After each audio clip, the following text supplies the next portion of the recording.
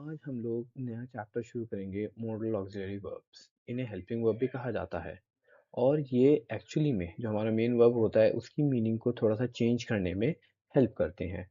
इसमें हमने एक ऑलरेडी पढ़ चुके हैं विल। इसने क्या करा था, जब ये वर्ब से पहले आया तो इसने वर्ब को फ्यूचर की मीनिंग दे दी।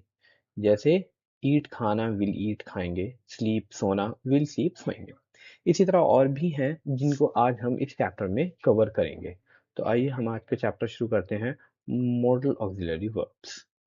तो सबसे पहले जो हम लेंगे इसमें वो है कैन, फिर कुड, उसके बाद शुड, फिर मस्ट, फिर मे एंड फाइनली माइट।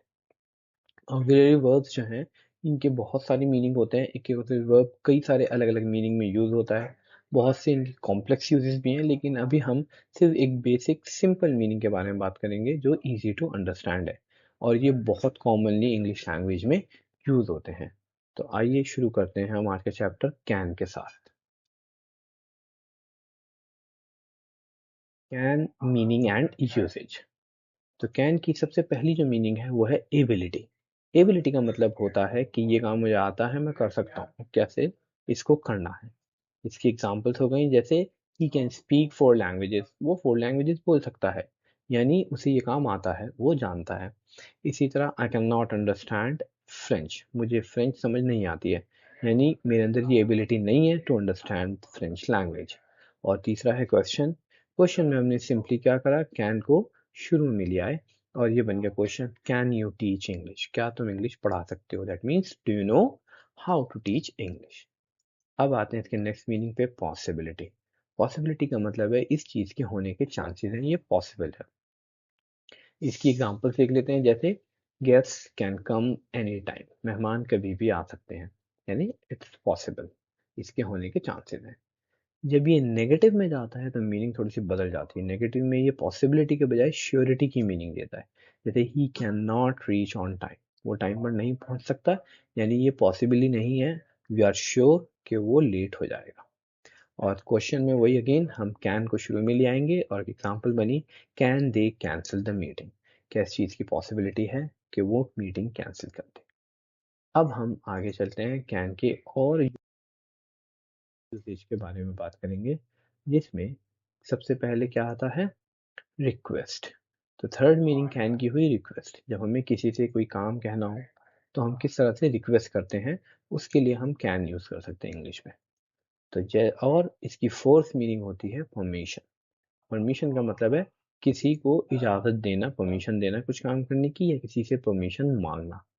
सबसे पहले हम रिक्वेस्ट की एग्जांपल्स ले लेते हैं, जैसे can you hand me those papers, क्या आप मुझे वो पेपर्स दे देंगे। तो यहाँ पर हम किसी से रिक्वेस्ट कर रहे हैं कि आप ये मेरा काम कर देंगे।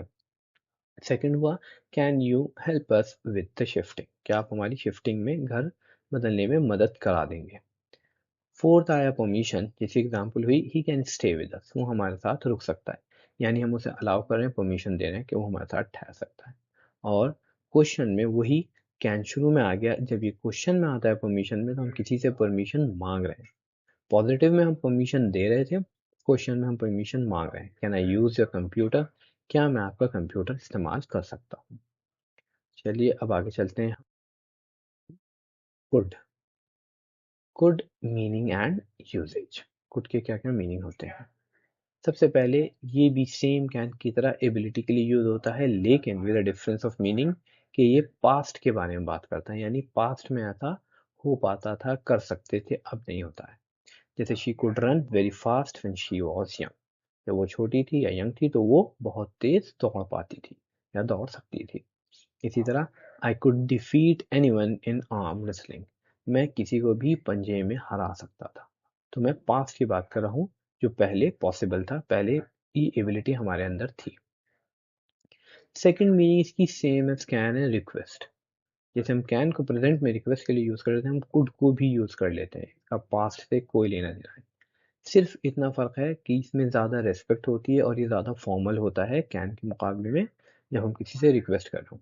जैसे could you please turn up the TV, क्या आप टीवी की आवाज़ बढ़ा देंगे। टर्न अप का मतलब होता है आवाज़ बढ़ाना।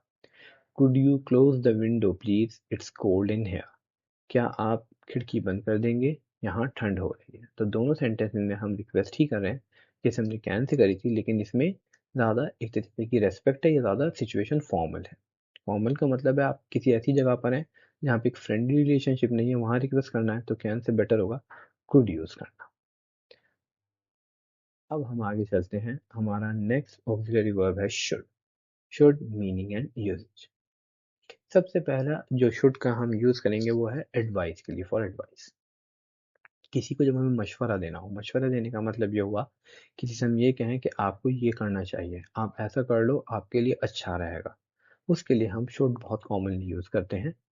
इसकी एग्जांपल्स होंगी जैसे Aiza should listen to her parents. Aiza को अपने पेरेंट्स की बात सुननी चाहिए, यानी हम एडवाइस कर रहे हैं कि ये उसके लिए अच्छा होगा। You should not spend too much time on phone. तुम्हें इतना ज़्यादा टाइम फ़ोन पर नहीं बिताना चाहिए, नहीं गुजारना चाहिए। तो हम एडवाइस कर रहे हैं कि ये चीज़ तुम्हारे लिए अच्छी नहीं है, आपको ऐसा नहीं करना चाहिए। और जब शुड क्वेश्चन में आए शुरू में, तो हम किसी से एडवाइस मांग रहे हैं, उससे मशवरा सलाह कर रहे हैं कि क्या मैं ऐसा करूं या ना करूं। जैसे should I join this course, क्या मुझे ये कोर्स ज्वाइन करना चाहिए। तो मैं किसी से पूछ रहा हूँ, मशवरा ले रहा हूँ कि क्या मैं ऐसा करूँ, ये ठीक रहेगा या नहीं। अब शुड की सेकंड मीनिंग पे आते हैं, to expect something to be true. इसका ये मतलब होता है कि वो चीज़ जिसके बारे में हमें मालूम है कि ये इस सिचुएशन में ऐसी ही होनी चाहिए, हम उसको बिना देखे मान के चलते हैं कि वो ऐसी होगी, उसके लिए शुड को कॉमनली यूज किया जाता है। इस एग्जाम्पल से ये और क्लियर हो जाएगा। जैसे it's 11 o'clock, he should be at work. 11 बज रहे हैं, उसे इस टाइम काम पर होना चाहिए। हमने देखा नहीं उसे काम पे जाते हुए, लेकिन क्योंकि आम तौर से वो इस टाइम पर काम पे होता है, अपनी जॉब पे चला जाता है, तो हम ये कह रहे हैं he should be at work. Next है she should know English, she has been learning for quite some time now. उसे इंग्लिश आनी चाहिए, वो अब काफ़ी टाइम से सीख रही है। तो उसे काफ़ी टाइम हो गया सीखते सीखते, तो हमने भले ही उससे बात करी हो ना करी हो इंग्लिश में, उसका कोई टेस्ट लिया हो या ना लिया हो, हम ये मान के चल रहे हैं कि इतना टाइम हो गया सीखते हुए, तो उसे इंग्लिश आ जानी चाहिए। अब हम आगे चलते हैं, शुड के अलावा और क्या क्या वर्ड्स हैं जिनको हम यहाँ पे यूज़ करेंगे। नेक्स्ट है हमारा मस्ट, मीनिंग एंड यूजेज। तो मस्ट की पहली मीनिंग जो है वो है to give one's opinion, to say what you think is necessary. ये शुड के थोड़ा क्लोज है मीनिंग में, यानी बेसिकली शुड में हमने सिंपली एडवाइस दिया था कि आपको ये करना चाहिए, आपके लिए सही रहेगा। मस्ट में हम क्या करते हैं, ये बोलते हैं कि ये जरूर करो। मतलब किसी को ऑर्डर नहीं कर रहे हैं, बल्कि मेरा ये मानना है कि आपको ये ज़रूर करना चाहिए, ये बहुत फ़ायदेमंद चीज़ है, ये बहुत यूज़फुल है, ये किसी चीज़ से आपको रुकना चाहिए, यूँ मुझे लगता है कि ऐसा ना करें तो अच्छा रहेगा। तो ये एडवाइस शुड से ज़्यादा स्ट्रॉन्ग है। इसकी एग्जांपल है जैसे you must read this book, it's really interesting. आपने कोई किताब पढ़ी, आपको बहुत अच्छी लगी, आप किसी को सजेस्ट करें कि ये ज़रूर पढ़ो, तो एक्चुअली में आप अपने एक ओपिनियन दे रहे हैं कि आपके हिसाब से इसको पढ़ना बहुत ज़रूरी है। नेक्स्ट हो गई she must not go to the concert, it's a complete waste of time. उसे कॉन्सर्ट में बिल्कुल नहीं जाना चाहिए, वो बिल्कुल टाइम की बर्बादी है। यानी आप वहाँ पे जाके आ चुके हैं, आपको लगा कि उसमें कुछ भी ऐसा है, कोई ज़बरदस्त म्यूज़िक या गाना कुछ भी नहीं है, तो उस प्रोग्राम को आप यूज़लेस समझ रहे हैं, आप दूसरे को एक तरीके से बता रहे हैं कि ये मत करो, तुम्हारे लिए ज़्यादा सही है। उसके बाद सेकंड मीनिंग आती है to be sure of something to be true. हमने अभी एक शुड में मीनिंग पढ़ी थी एक्सपेक्टेशन की, कि हम एक्सपेक्ट करके चल रहे हैं, मान के चल रहे हैं कि सिचुएशन ऐसी होनी चाहिए।